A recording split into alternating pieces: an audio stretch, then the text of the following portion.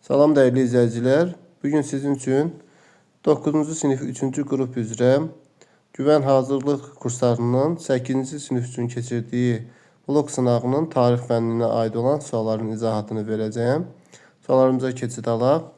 Qeyd edilir ki, Çağrı bəyin kəşfiyyat yürüyüşü nəticəsində Çağrı bəy kəşfiyyat xarakteri təbii ki, Van Göl hövzəsi və Naxçıvan ərazisində Səlcuqların nəzarəti altına keçdi. 1015-ci ildə aid olan bu hadisədir. Bunu da yadda saxlayaq. Ona görə burada uyğun cavabımız D variantı olar. Növbəti sualda qeyd edilir ki, dövlət müstəqilliyi qoruyub saxlamaq məqsədi ilə Atropaten hökmdarı Makedoniyada qarşı-baş baryak üsyanını yatırdı. Bunda dövlət deyildi. Yəni 327-ci ildə dövlət olmayıb. Parfiya ilə münasibətləri pozaraq Roma ilə müttəfiq olmuşdur. Deməli, dövlət müstəqilliyi qoruyub saxlamaq üçün Parfiya münasibətləri pozaraq çünki Parfiya Atropatena asal salmaq istəyirdi. Ona görə də burada B uyğun cavabdır. Əhəmənilər dövründə Atropatena dövləti mövcud deyildi. Ona görə götürmürük. Midiya və Babilə qarşı Asurla ittifaqı bağlayan Manna dövlətidir. Pompeyin yürüşlərinə məruz qalan isə Albaniyaya aiddir. Növbəti suala baxsaq, xəritədə işarələnmiş dövlətin 8-ci yüzilliyə aid olan tarixi müəyyən edin. Təbii ki, bu Fransa ərazisidir. Bunun 8-ci yüzilliyi burada Frank dövlətinin ərazisidir. Sual son döyüşün 486 olduğu üçün götürmürük. Verdən 843-cü ilə aid olduğu üçün 9-cu əsrə aiddir.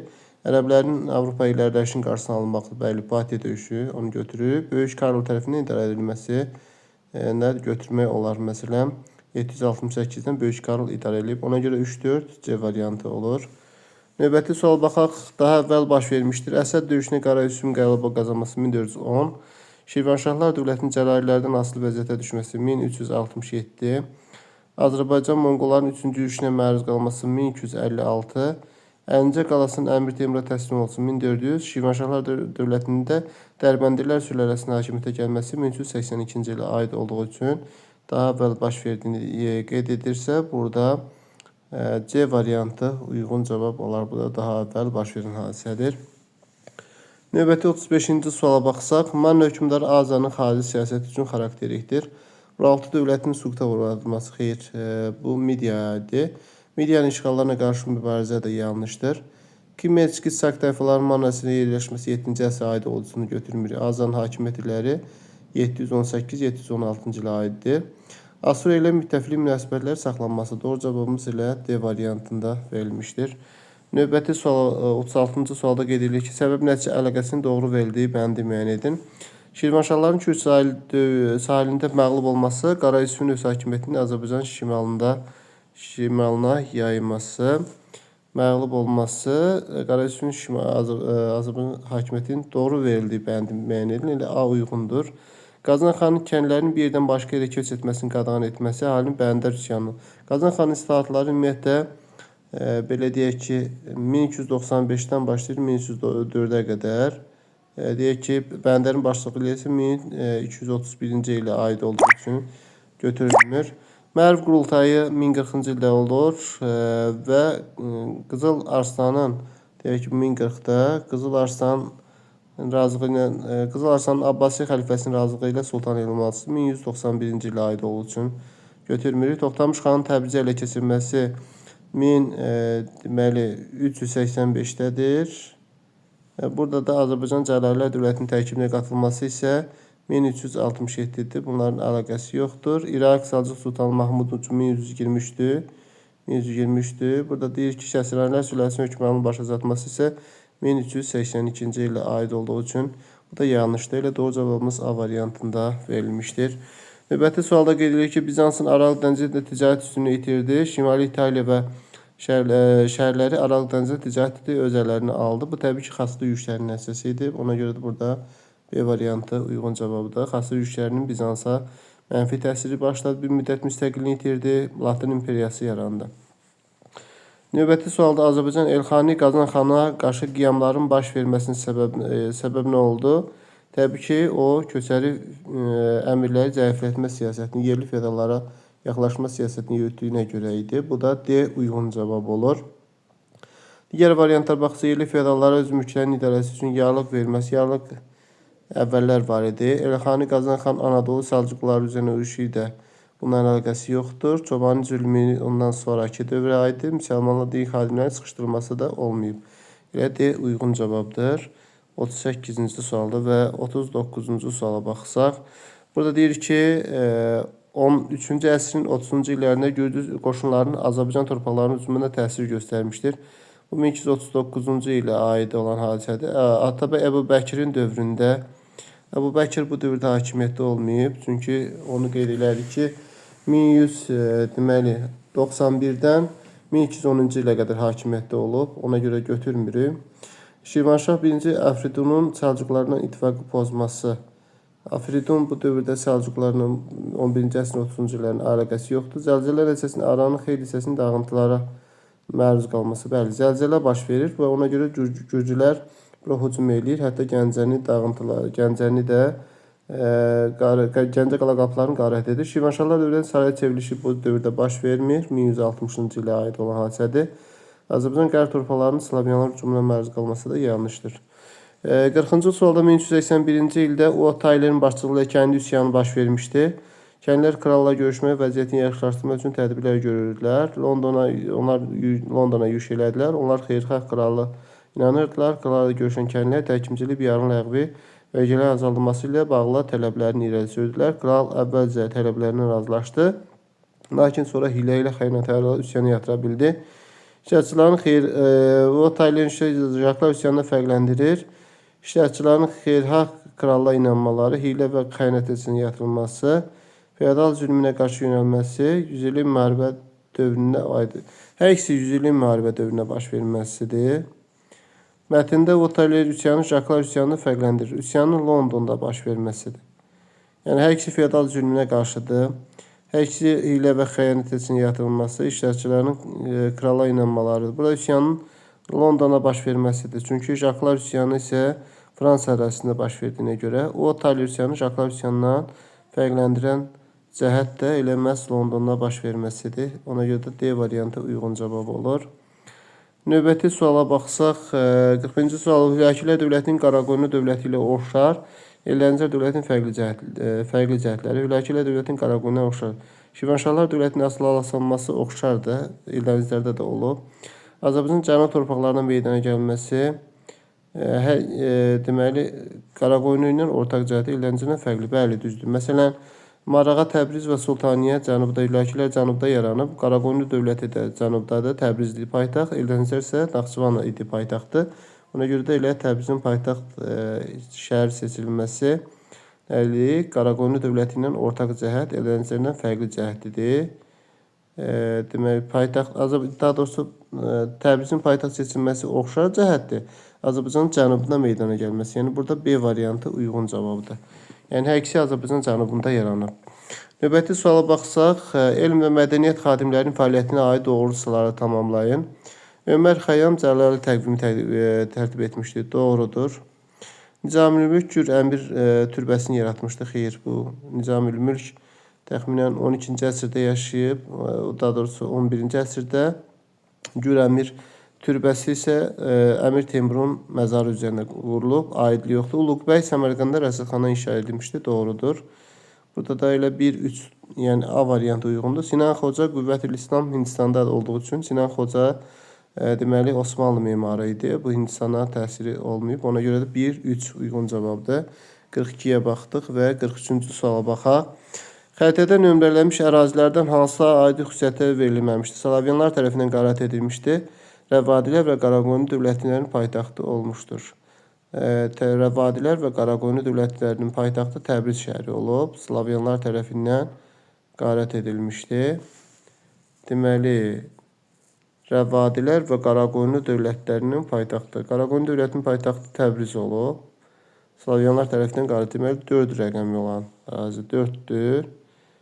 Bir də Slavyanlar tərəfindən qərat olunan isə deməli Şamaxı şəhəri olar. Burada da 3 var. 3-lə 4. Doğru cavabımız C variantıdır. Yəni ikisini soruşur.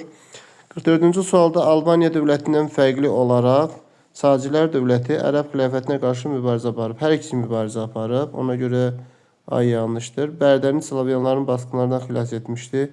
Bu Salarilər xilas etməyib. Bu da yanlışdır. Türk mənşəli sülalə tərəfindən, hər ikisi Türk mənşəli idi. Bütün Azərbaycan arasında vahid dövlətdə birləşdirmişdi, bəli.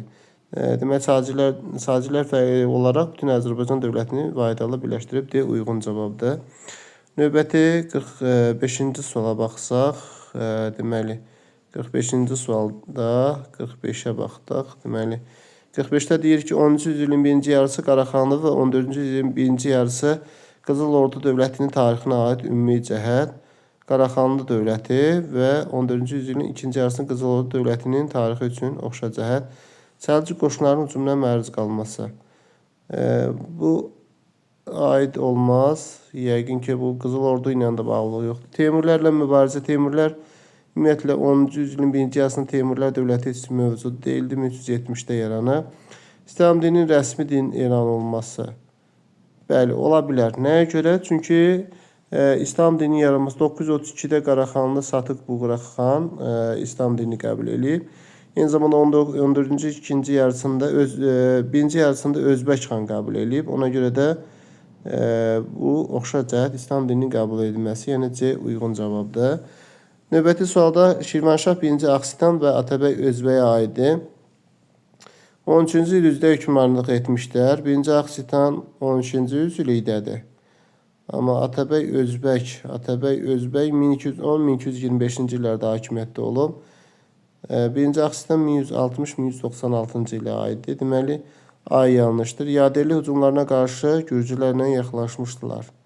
Bəli, 1-ci Aksitan Slavyanlarla mübarizədə, Atabəy Özbək isə Monqollara qarşı mübarizədə deməli Gürcülərlə yaxınlaşıblar. Ona görə də burada 46-da B variantı uyğun cavab olur və 47-ci suala keçid alaq. Burada qeyd edilir ki, Monqollar Şirvana yürüş elədilər, Şamaxı şəhərinin mühasirə aldılar. Ali hamılıqla doğma şəhərin müdafiəsini qalxdı. Qaynaqlara görə Şamaxı ailisi qılıncla sarılmaq lazımdır. Bizə qılıncdan qurtuluş yoxdur. Şamaxılara düşmənə ciddi müqavimət göstərsələr də, Monqollar üstün qüvvələri şəhərə keçib bütün əhali məhv elədilər. Monqolların bu taktikası seçməkdə məqsədi qorxu və xof yaradan əhalinin müqaviməti qırmaq bir var. Vergi verənlərin sayını artırmaq yəqin ki, bu aid deyil. İşğal olunmuş bölgə Monqol ordusuna yerləşmək. Demək, yerlərdə baş verən üsyanların qarşısını almaq, bəli. Burada 1-4, yəni C variantı uyğun cavab olar. Növbəti 48-ci sualda Muş döyüşündə məğlubiyyətə uğranması Cahan şahidi olan Osmanlı ilə dostluq münasibətləri Heratda müqavilə. Teymurların Azərbaycan torpaqlarının hakimiyyətini ləğv etməsi. Bu yanlışdır. Qara Yusif aiddir. Qaraqoyun dövlətinin əsasında Qara Yusif qoyub. Həmədan yaylıqlar uğruna Cəlalirli Sultan Əhmədin mübarizə Qara Yusif aiddir. Teymur Şahın ölümündən sonra müstəqil xarici siyasət yeritmişdir. Burada uyğun cavabımız D variantıdır. Növbəti 49-cu suala Makedoniya İskəndər və Ərəb xilafətinin işğallarına aiddir. Sasanilərə qarşı Makedoniya mübarizə aparmayıb. Yanlışdır bu. Suriya, Fələstin, Misiri işğal edilməsi doğrudur. Hindistanın şimal-qərb hissəsini ələ keçirilməsi Makedoniya və Ərəb düzdür bu da. Yəni 2 ilə 3 B variantı uyğun cavabdır. Növbəti digər bir sualda Toxtamış xanın Buxara və Səmərqəndə hücum etməsi, Əmir Teymurun Azərbaycan tərk etməyə məcbur olması, Toxtamış xan Əmir Teymur arasında Kulikova döyüşü 1380-də baş verib. Qızıl Ordu ilə Moskva knyazlığı arasındaydı. Teymuri əmirləri və yerli feodalların Təbriz uğruna mübarizəsi də yanlışdır. Qaraqoyun dövləti yenidən müstəqil xarici siyasət yürütməsi də. Qaraqoyun dövləti bu Teymurun dövründə yaranmamışdır. Əmir Teymurun Qızıl Ordu dövlətinin varlığına son qoyması da yanlışdır. Deməli, burada qeyd edilir ki, Toxtamış xanın Buxara və Səmərqəndi tərk etməsi, Əmir Teymurun Azərbaycanı tərk etməsi, Əmir Teymurun Kulikova döyüşü səhvdir. Teymuri əmirləri və yerli feodalların Təbriz uğrunda mübarizə aparması, Qaraqoyun dövləti ilə müstəqil xarici siyasət yürütməsi. Qaraqoyun dövləti onda mövcud deyildi. C variantı yanlışdır. Əmir Teymur Qızıl Ordu dövlətinin varlığına son qoyması da yanlışdır. 1-ci İbrahimin öz hakimiyyəti, Azərbaycanı öz hakimiyyəti altında vahid halda birləşdirməsi. Azərbaycan tərk etməyə məcbur olması. Deməli, Təbriz uğrunda Teymuri əmirləri və yerli feodalların Təbriz uğrunda mübarizəsi. Burada B bəndidir. Yəni B bəndi doğru cavabdır. Növbəti suala baxsaq, çünki Azərbaycanı tərk edir, Teymuri əmirləri və yerli feodal Təbriz uğrunda mübarizəyə başlayır. B uyğundur. Çünki digər variantlar uyğun gəlmədi. Kulikova aid deyil. Müstəqil xarici siyasi Qaraqoyunlu dövləti yox idi. Qızıl Ordu dövlətinin varlığına Teymur son qoymayıb. İbrahim Azərbaycan Özəş Hakimiyyətin və Ayətullah birləşməsi Teymurun ölümündən sonradır. Deməli, bunlar aid deyil. Yalnız B variantı uyğun gəlir və növbəti 51-ci suala baxsaq, 51-ci sualda deməli 51-ci sualda qeyd edilir ki, Pun müharibələrinin başa çatdığı ildə qədim Yunanistan. Pun müharibələri 146-cı ildə Yunanistan deməli Romanın əylətinə çevrildi. Bəli, burada Y variantıdır. Y Romanın əyləti 146-da Yunanistanı tabe eləyib. Çünki Dori tayfalarının yürüşü 2-ci minliyə aiddir. Perikl tərəfinin yaranması 443-də, özü Yunanistan 443-də bu müharibələrin başa çatdığı əsr 2-ci əsr 146-cı ildir. Xeroneya 338-dir. Afina Sparta müharibəsi nəticəsində parçalandı, yanlışdır. Burada elə Y uyğundur. Növbəti digər sualda Eyler-Venn diaqramı sisteminin uyğunluğunu müəyyən edin. Şeybanilər dövləti ilə mübarizə Teymurilər tərəfindən aparılıb. Cənubi Qafqaza yürüş eləyən hər ikisi üçü aiddir. Moskva knyazlığının məğlubiyyətə uğranan Qızıl Ordudur. Deməli, Moskva knyazlığının məğlubiyyətə uğradılması Qızıl Ordu. Oğuz Türk tayfaları, Türk mənşəli olmasa Səlcuq dövlətinə aiddir. Deməli, D1 aiddir. Abbasilər xilafətinin aslı hala salınması isə Abbasilər xilafətinin aslı hala salınması isə Səlcuq dövlətinə aiddir. Deməli, 1-də olur D, 2-də C, 3-də A, 4-də B uyğun cavabımız D variantında verilmişdir. Növbəti sualda İbtidai icma cəmiyyətinin tənəzzülünü göstərən əlamətlər qəbilənin həyatında qadınların mühüm rol oynaması. Xeyr, bunun tənəzzülünə əlaqəsi yoxdur. Hər bir kişinin məşğuliyyətçi çevirməsi düzdür, son tunca aiddir. İbtidai kollektiv əməyin öz əhəmiyyətini itirməsi də doğrudur. Qəbilə ağsaqqalların varlanmağa başlaması, bu da doğrudur. Əhali nötralitet keçməsi yanlışdır. Deməli 2, 3, 4 olur. İngiltərə kralının imzaladığı böyük azadlıq xaritəsi nəzərdə tutulmuşdur. İri feodallara geniş hüquqlar verilməsi düzdür. Bütün azad adamların kral məmurlarının özbaşınalıqdan qorunması. Parlamentin qanunları verilməsi işte parlament 1265-ci ildədir. Böyük azadlıq xaritəsi 1215-ci ildədir. Yeri gəlmişkən onu da qeyd edək. 12 və 60 yaşda bütün aşağı əmək haqqının bu işçi qanunlarında idi. Deməli, az əmək haqqını işləməli idi. Bu deməli işçi qanunlarında idi. Deməli, burada kral məmurlarının özbaşınalığından qorunması, bütün azadların kral məmurlardan qorunması, adamların kral məmurlarının özbaşınalığından qorunması uyğundur. 1-2 uyğundur. Deməli, 54-cü sualdır və növbəti 55-ci sualda baxaq. Burada deyir ki, Şirvanşahlar dövləti və Dehli sultanlığı arasında ortaq xüsusiyyətlər, Monqolların hücumuna məruz qalması bir var idi. Əsasən Türk mənşəli sülalə tərəfindən olması. Şirvanşahlar Türk deyil, ərəb mənşəlidir. Teymurlərə qarşı mübarizə var idi, 3 var. Xarəzmşah Cəlaləddinlə dostluq münasibətləri. Şirvanşahların buna əlaqəsi yoxdur. Səlcuqlarda ili baz verməsi, dayandırması səhvdir. Deməli, burada elə 1-3-dür. Xronoloji ardıcılığı. Baş ştatlarının adlanan məclisin çağırılması 1302. Otto'nun Roma İmperiyası yaranması 962. Al-Qızılgül müharibələrinin başlaması 1455-85. Konstantinopolun xaslar tərəfindən qaradılması 1204-cü ilə aiddir. Deməli, əvvəlcə olmalıdır 2, sonra olmalıdır 4, sonra olmalıdır 1 və 3. Deməli, 2, 4, 1, 3 olacaq. 57-ci sual Şirvanşahlar dövləti, Eldənizlər dövləti və Hülakilər dövlətinə aid olan xüsusiyyətlər. Monqolların ikinci yürüşünə məruz qalıb Şirvanşahlar dövləti. B, deməli, Monqolların ikinci yürüşünə məruz qalıb Şirvanşahlar dövləti. Cəlaləddin yürüş nəticəsində süqut edib Eldənizlər. Azərbaycan cənubunda meydana gəlib Hülakilər.